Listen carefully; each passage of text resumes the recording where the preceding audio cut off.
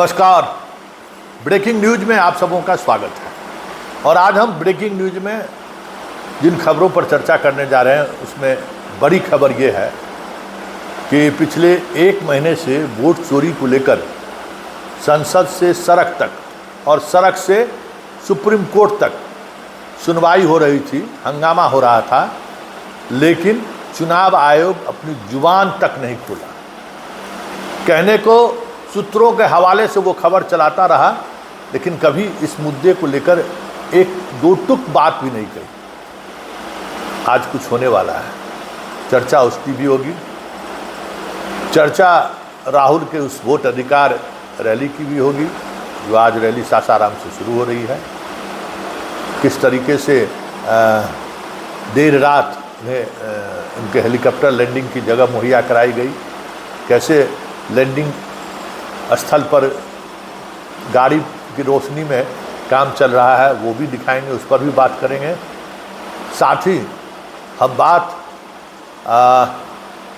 सिमरिया पुल की भी करेंगे, जिसका उद्घाटन 22 तारीख को प्रधानमंत्री करने वाले हैं। जबकि उस पर से तो लोग पहले से चलना शुरू कर दिए हैं, लेकिन 22 तारीख को प्रधानमंत्री उसका विधिवत उद्घाटन करेंगे। चलिए हम शुरुआत इलेक्शन कमीशन के उस प्रेस कॉन्फ्रेंस की करने जा रहे हैं, जो प्रेस कॉन्फ्रेंस आज 3 बजे दिल्ली के प्रेस क्लब में, मतलब जो मीडिया हाउस सेंटर है, उस सेंटर पर प्रेस कॉन्फ्रेंस होगा। क्या ये माना जाए कि राहुल की यात्रा से आयोग घबरा गई है? क्या यह माना जाए कि राहुल ने जिस तरीके से इन चीज़ों को लेकर सदन से लेकर सड़क तक और सड़क से लेकर सुप्रीम कोर्ट तक आवाज़ उठाया, उस आवाज़ से इलेक्शन कमीशन डर गया है? क्या ये माना जाए कि बार बार जो इलेक्शन कमीशन को राहुल गांधी थ्रेट कर रहे थे कि रिटायरमेंट के बाद भी हम छोड़ेंगे नहीं, क्या उस डर का नतीजा तो नहीं है? क्योंकि आज संडे है, आज प्रेस कॉन्फ्रेंस करने का मतलब क्या है, बड़ा सवाल है। अमूमन संडे को सभी अधिकारी छुट्टी पर रहते हैं, मस्ती के मूड में रहते हैं, सैटरडे संडे छुट्टी रहती है। और इस बीच तो लगातार छुट्टी रहा है, 15 अगस्त, 16 अगस्त, 17 अगस्त छुट्टी है, लगातार छुट्टियां रहीं। तो फिर उस आज संडे को प्रेस कॉन्फ्रेंस करने का मतलब क्या है? कुछ बात तो है, कुछ गंभीर बात है, तभी तो आप प्रेस कॉन्फ्रेंस कर रहे हैं। कल तो आप रिलीज जारी किए ही थे। मतलब ऐसा तो नहीं है राहुल का आज से बिहार में 16 दिनों का वोट अधिकार यात्रा निकल रहा है। क्या उस अधिकार यात्रा से घबरा तो नहीं गई है इलेक्शन कमीशन? इंतजार रहेगा शाम 3 बजे प्रेस कॉन्फ्रेंस क्या करके क्या वो जताने की कोशिश करता है।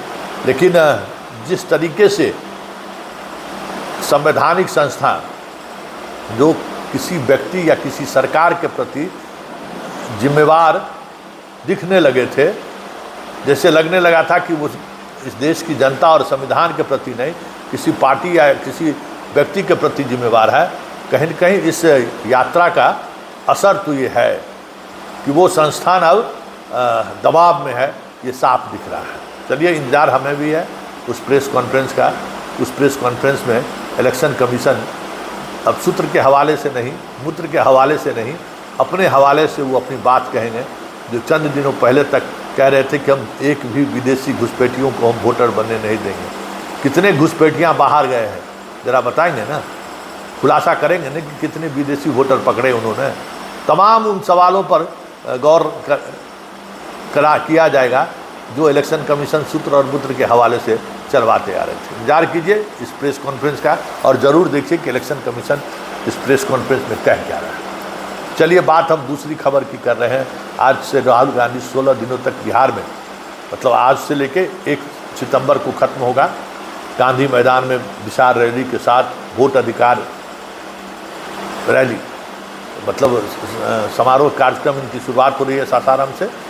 और सासाराम में जिस तरीके से 24 घंटे तक प्रशासन ना और हाँ की स्थिति में रही, अंततः प्रशासन ने देर रात निर्णय लिया, देर शाम निर्णय लिया किस तरीके से बुलेट के लाइट में जो है सो हेलीकॉप्टर लैंड कराने के लिए जगह को बनाया जा रहा है। बताइए कितना बड़ा सुरक्षा के साथ खिलवाड़ है।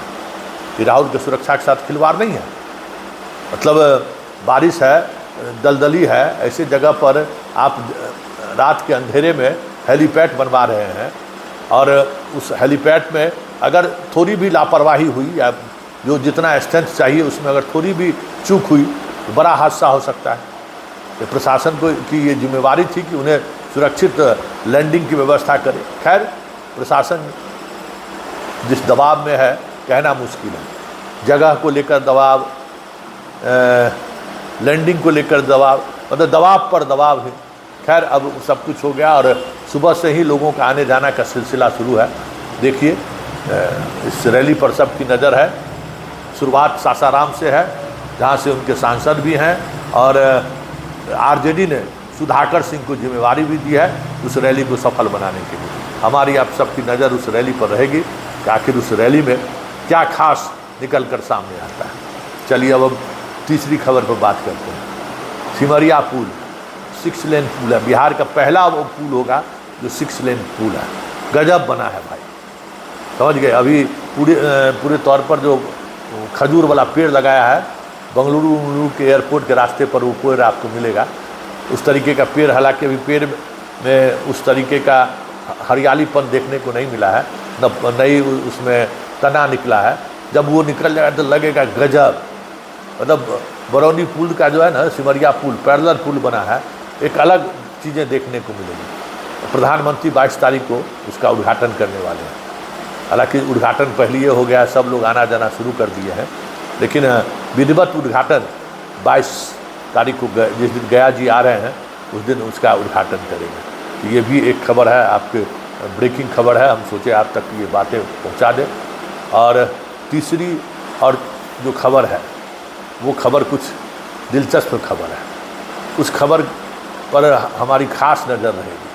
वो नज़र इसलिए रहेगी कि कहीं न कहीं सत्ता संरक्षित कुछ चीज़ें ऐसी होती हैं जिनको पकड़ लेना या समझ लेना थोड़ा मुश्किल होता है। तो हम बात SIR की कर रहे हैं। चलते चलते बिहार के कई जगहों में सुप्रीम कोर्ट के आदेश के बाद चीज़ें ठहर सी गई हैं। मतलब अंतरिम आदेश के बाद सभी जगह जिस तरीके से BLO काम कर रहे थे, अब थोड़ा स्थिर हो गया है।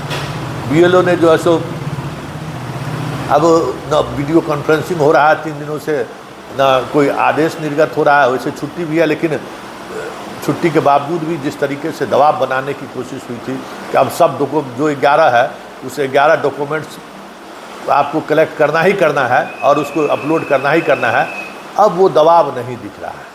अब वजह क्या है वो तो आने वाला वक्त बताएगा, लेकिन इतना तय है कि जिस तरीके से सुप्रीम कोर्ट का अंतरिम आदेश, चुनाव आयोग की चुप्पी, BLO का दबाव मुक्त होना, कुछ तो संकेत है कि SIR को लेकर जो मंशा आयोग की थी उस मंशा में वो कामयाब होते हुए नहीं दिख रहा है। चाहे जिसके इशारे पर उस मंशा को लेकर वो आगे क्यों नहीं बढ़ा।